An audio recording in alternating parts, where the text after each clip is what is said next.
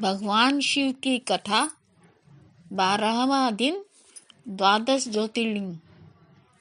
ओम नमः शिवाय। भक्तों, हर हर महादेव। आपको मैंने द्वादश ज्योतिर्लिंग के साथ साथ हरिद्वार के शिव मंदिर और शिव से संबंधित अपने जीवन की अनेकों घटनाएं सुनाई।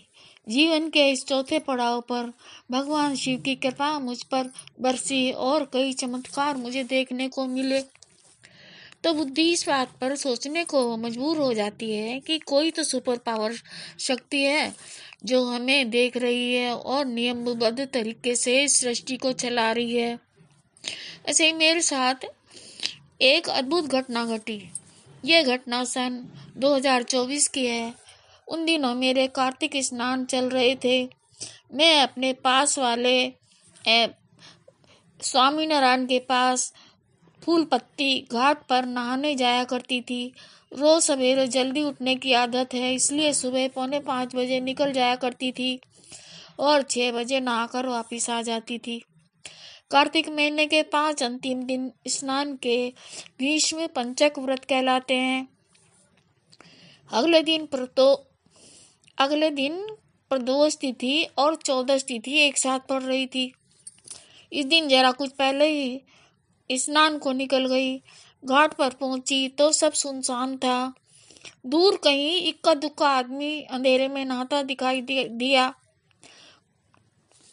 आसपास सीढ़ियों पर भी कोई नहीं था। तो मैं गंगा जी को प्रणाम करके जल में उतर गई। कमर तक जल में कुछ आगे जाकर मैंने गोते लगाने शुरू किए। मैं गोते लगा रही थी, साथ साथ शिव मंत्र भी बोलती जा रही थी। किंतु जैसे ही मैंने ओम नमः शिवाय बोलकर पानी के अंदर से सिर उठाया तो देखा शिवपड़ी घाट की तरफ से सामने जल के ऊपर टार्च जैसी गोल रोशनी के बीच एक सर्प बैठा चला आ रहा है। यह देखकर मैं कुछ सोच न सकी।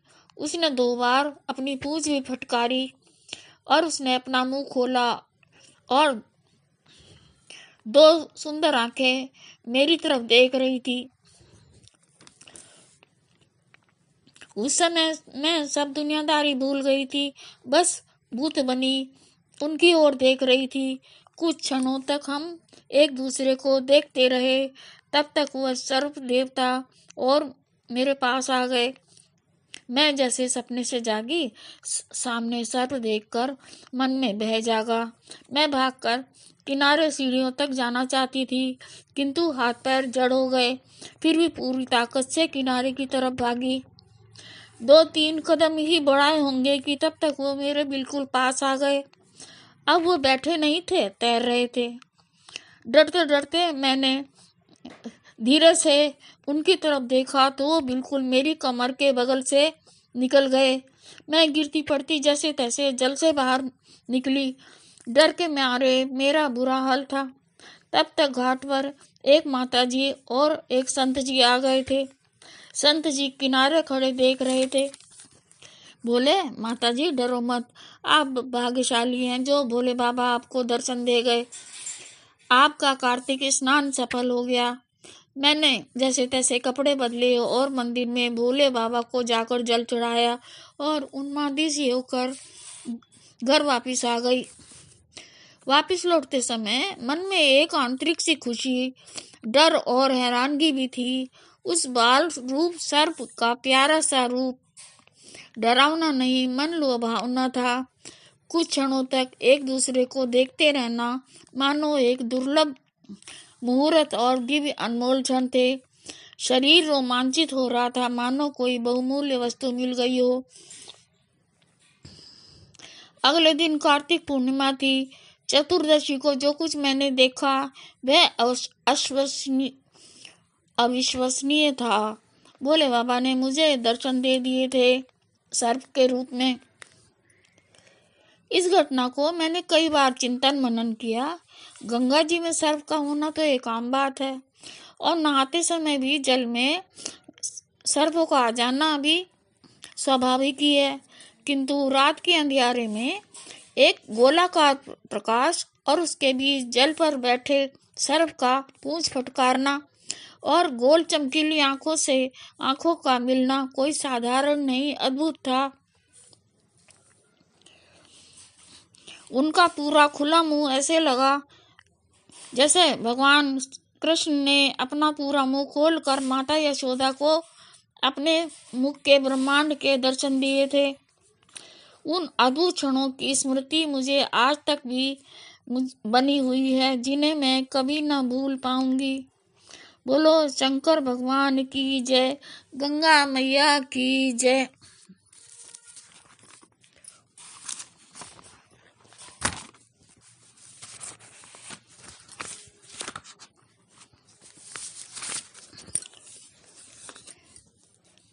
अब मैं आपको रामेश्वर ज्योतिर्लिंग की महिमा कहती हूँ। सुताम्रपर्णी जल राशि योगे निबंध सेतु विशिखैर संख्ये श्री रामचंद्रेण समर्पितम रामेश्वरख्यम नियतम नमामि। ओम नमः शिवाय।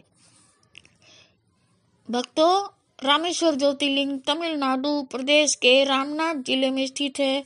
यह भारत के दक्षिणी कोने पर एक टापू के रूप में बसा है। इसके एक ओर बंगाल की खाड़ी है और दूसरी ओर हिंद महासागर है।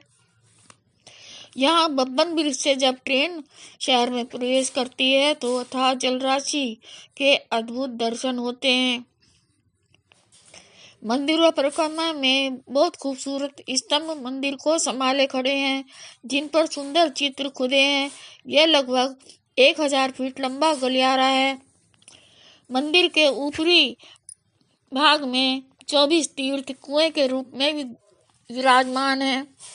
मंदिर से कुछ दूरी पर सागर अग्नि तीर्थ है।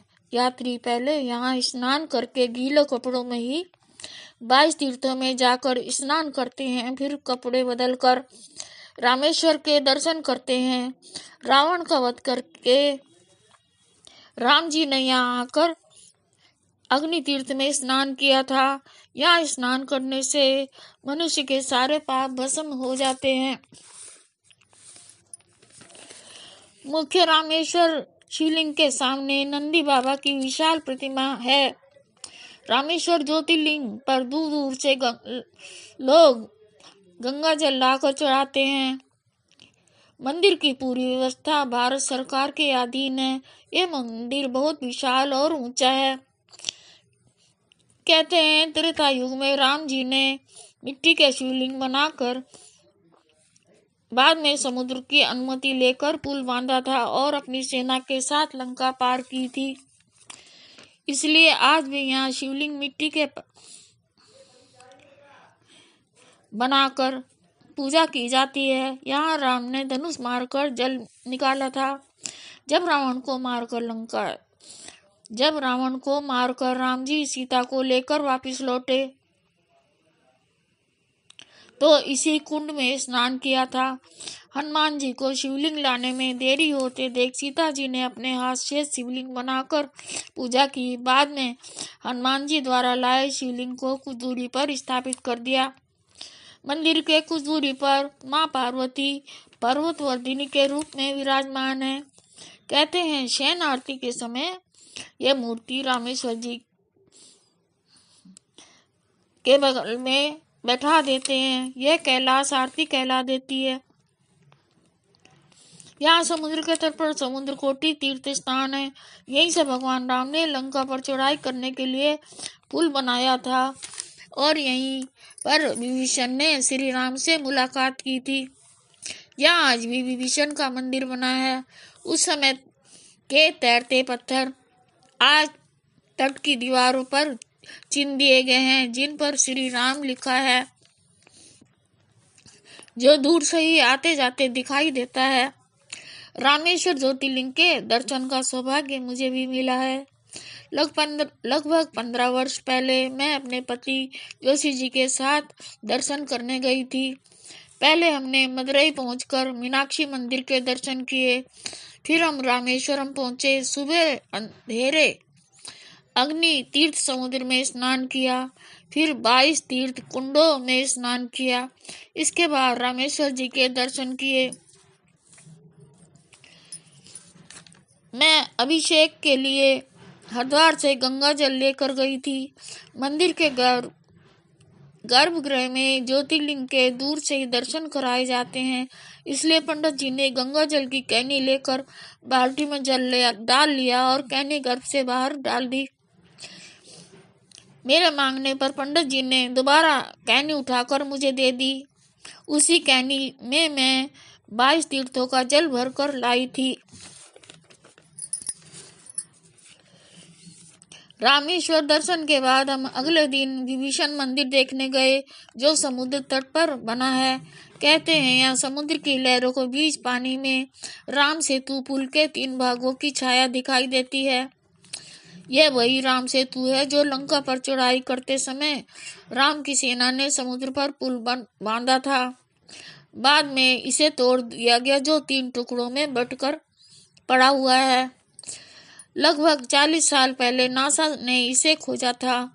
आज भी कभी कभी लहरों के बीच में हल्की परछाई दिखाई दे जाती है। पुल 3 टुकड़ों में बटा है, किंतु सबको ऐसे दिखाई नहीं देता।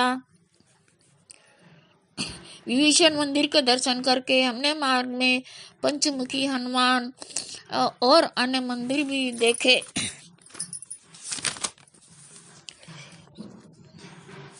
बाहर निकल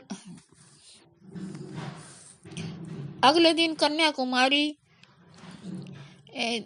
दर्शन के लिए गए। इसके आगे जमीन नहीं है, पर और वहां जाकर हमने पार्वती जी और महादेव जी के दर्शन किए और अथाह समुद्र जल के भी दर्शन किए और लहरों के बीच में विवेकानंद राग बना हुआ है। इसके अतिरिक्त अन्य धार्मिक स्थल भी देखे। फिर तीर्थ यात्रा की सुनहरी यादें लिए हम लौट आए। कन्याकुमारी से लौटते समय ब्रह्म मुहूर्त में मुझे अद्भुत दुर्लभ अनुभव हुआ। जब मैं उन क्षणों को याद करती हूँ तो वे दुर्लभ क्षण मुझे शांति दे जाते हैं। बोलो रामेश्वर ज्योतिर्लिंग की जय। ओम नमः शिवाय।